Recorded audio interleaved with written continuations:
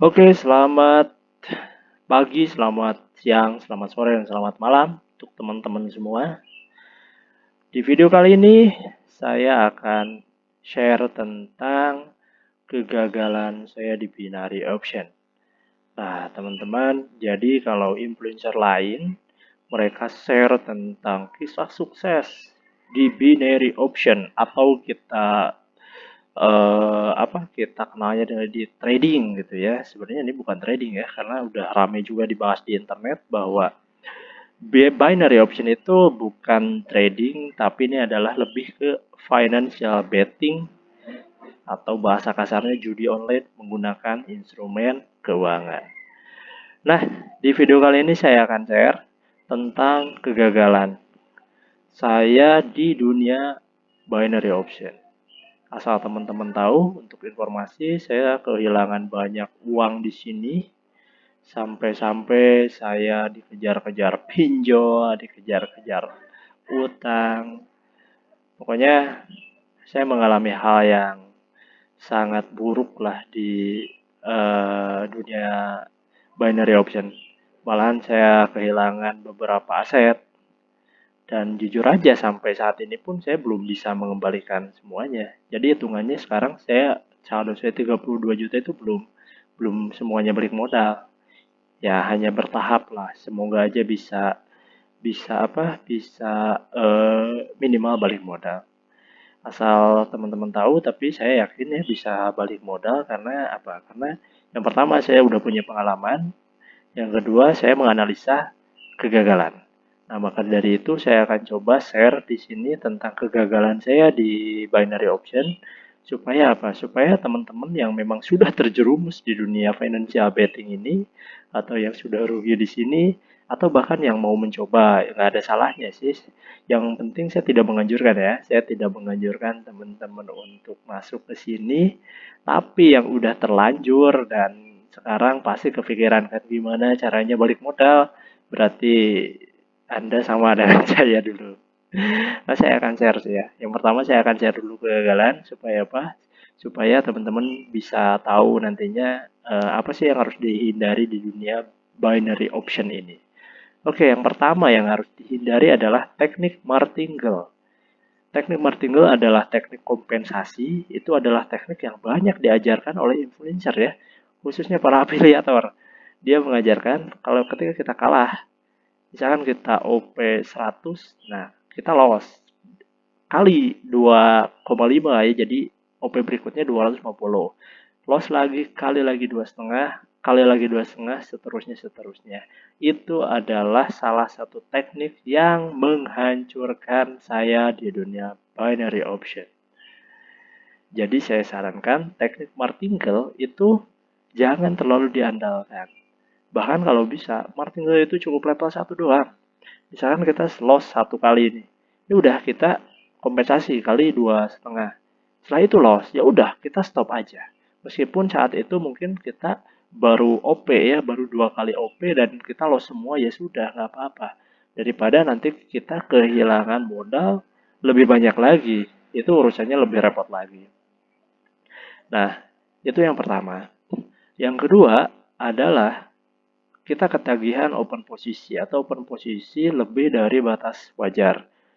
Ini memang tidak ada di sini, sebenarnya binary option itu nggak ada pelajarannya, nggak ada sekolahnya.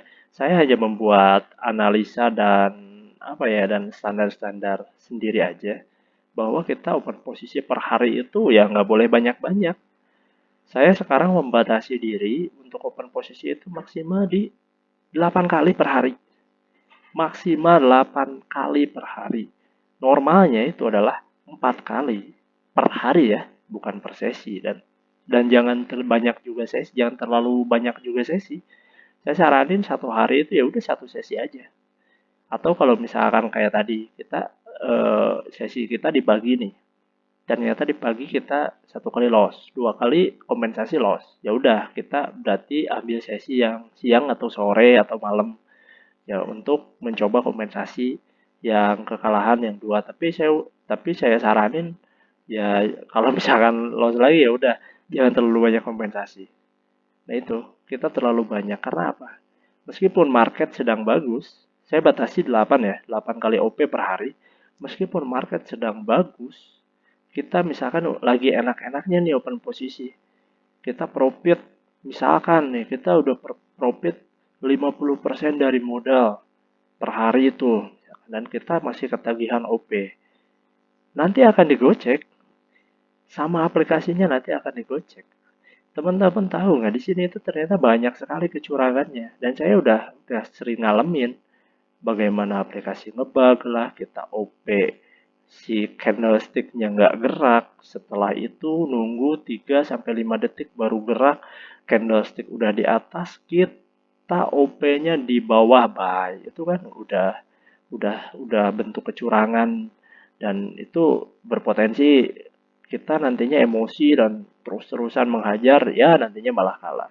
Jadi saya batasin untuk, karena saya adalah, saya mengerti betul gitu bagaimana kita susahnya melawan emosi saat trading, dan itu memang salah satu yang harus kita hindari. Nah, bagaimana caranya untuk menghindari emosi saat trading? Ya udah, teman-teman cuman OP-nya 4 kali udah stop.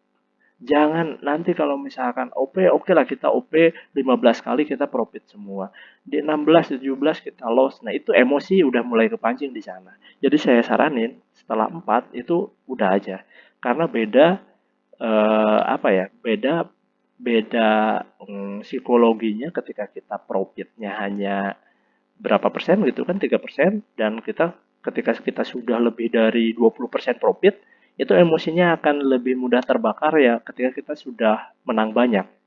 Nah, kalau teman-teman hanya OP 4 kali berarti kan cuma 3% lebih keuntungannya per hari. Nah, itu emosinya masih bisa kita kendalikan. Tapi ketika kita udah OP lebih dari 10, wah, itu udah susah sekali dan saya mengerti betul bagaimana susahnya mengatur emosi saat trading. Nah, bahkan mungkin ya ini mungkin saya berasumsi bahwa nggak bakalan ada orang yang bisa menahan emosi saat trading.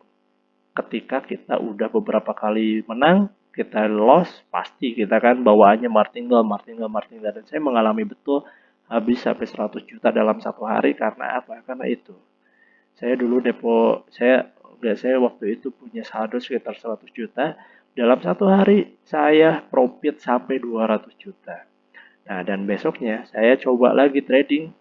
Nah, karena saya sudah merasa bahwa saya bisa 100 juta per hari di hari kemarin, saya coba trading, kan ternyata di hari itu saya dihajar. Dan ya karena itu, karena emosi saya udah terbentuk ketika saya menang banyak. Jadi bawaannya terus martingale, martingale, martingale, akhirnya apa? Yang 100 jutanya habis, malahan yang modalnya juga ikut habis di beberapa hari kemudian. Karena apa? Karena pikirannya udah kacau. Pikirannya udah ya, eh, kita OP di atas 1%. Karena ya itu pikirannya kan kita udah dapat 200 juta. Nah, itu adalah beberapa hal yang harus dihindari ya teman-teman ya. Oke, mungkin itu beberapa hal yang harus dihindari ketika kita trading. Saya nggak open posisi ya di video kali ini karena saya udah 6 kali open posisi. Ini di tanggal 6 ya, sekarang tanggal 6, 1, 2, 3, 4, 5, 6. Nah, dan ini saya sempat kompensasi di level 2 dan berhasil, alhamdulillah. Ya udah, jadi saya stop sampai sini. Seandainya ini nggak berhasil, saya akan stop juga. Meskipun mungkin saya kehilangan modal, tapi nggak apa-apa, daripada nantinya terbawa terlalu dalam modal saya habis, itu lebih menyakitkan. Jadi tetap ya, kita hmm, jaga emosi trading, jaga OP jangan terlalu banyak. Kita bisa nggak sukses di dunia binary option? Pasti bisa, pasti bisa. Yang penting kita punya perhitungan. Oke, terima kasih udah nonton video ini. Bagi teman-teman yang mau, oh iya ya, satu lagi, dan ini juga mungkin menjadi kunci ya keberhasilan ketika kita di dunia binary option, bahwa kita itu harus punya teman ngobrol, harus punya teman diskusi, walaupun hanya sebatas obrolan-obrolan yang tidak mengarah, tapi itu efektif membuat psikologi kita kembali lagi normal. Nah, ini sebenarnya nih ada momen nih, ini momen banget ya ini. Kata tapi saya membatasi ini udah pasti naik nih. Ini udah terbentuk ini kan dua ini apa candle, buntut candle yang sejajar tuh kan Pak. Tapi saya membatasi, saya nggak open. Udah nggak apa-apa. Yang penting kita bisa menjaga modal kita tetap utuh dan bertambah setiap harinya walaupun hanya sedikit. Oke, bagi teman-teman yang tadi saya bilang bahwa kita perlu untuk teman ngobrol di dunia trading, meskipun yang diobrolkannya hanya untuk pencair suasana aja supaya kita nggak stres, apalagi ketika kita loss. Nah, oke, teman-teman bisa join di grup saya, ada di deskripsi dan juga silakan bagi teman-teman kita ngobrol bareng tentang trading bukan sebagai mentor ya.